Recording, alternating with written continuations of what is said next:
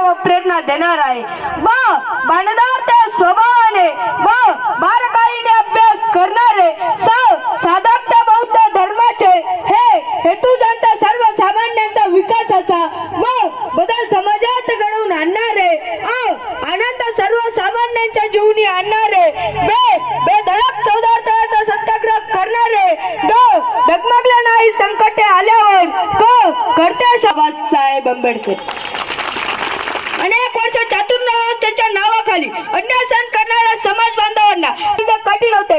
अशा परिस्थितीत दलितांच्या व्यथा जाणून त्यांचे अश्रू पुसण्याचे व त्यांना जगण्याचा अधिकार मिळवून देण्याचे कार्य डॉक्टर बाबासाहेब आंबेडकरांनी केले होते। अंधारलेले जीवन दिसत नव्हता प्रकाशाचा किरण होते अंधारलेले जीवन दिसत नव्हता प्रकाशाचा किरण पुसना त्यांचे अश्रू देण्या दलितांना नवसंजीवन अवतरला एक महामानव नाव त्याचे बाबासाहेब आंबेडकर नाव त्यांचे बाबासाहेब आंबेडकर नाव त्यांचे बाबासाहेब आंबेडकर नाव त्यांचे बाबासाहेब आंबेडकर बाबासाहेब आंबेडकरांचा जन्म मध्य प्रदेशातील महू या गावी 14 एप्रिल 1891 रोजी झाला। त्यांच्या आईचे नाव भीमाबाई तर वडिलांचे नाव रामजी असे होते।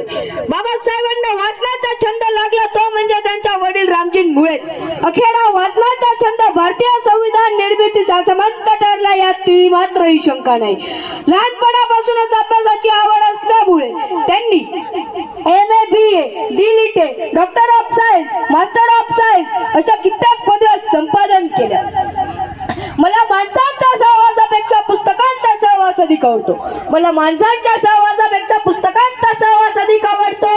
शिक्षण हे वाघिणीची दूध आहे आणि यात जो प्राशन करेल तो वाघासारखा डरकाळी फोडल्याशिवाय राहणार नाही वाघासारखी डरकाळी फोडल्याशिवाय राहणार नाही। माणसाने जन्मभर जरी शिकायचे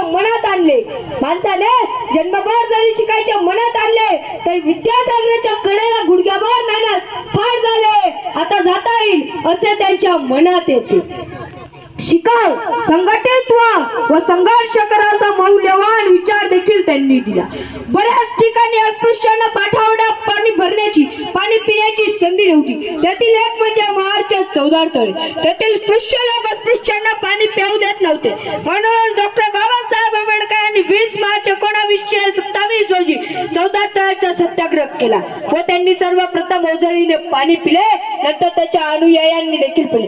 बाबासाहेबांचे असे मत होते की दलितांच्या सर्व समस्या मनुस्मृतीमुळे निर्माण होतात। म्हणून त्यांनी 27 डिसेंबर 1927 रोजी मनुस्मृती या ग्रंथाचे दहन देखील केले।